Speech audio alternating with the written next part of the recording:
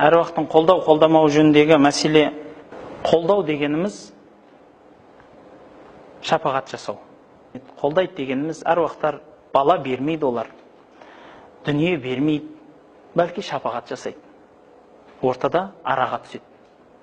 Сол адамдардан өткен нәрсе болса қолдай көр, яғни ертең қияметте мен қиналып тұрсам қолтығынан қолдап қалады да, я Аллахым, бұл кісіде намазхан еді, ораза еді мысалы деген, қолдау деген мағына, медет беру, жәрдем беру деген нәрсе.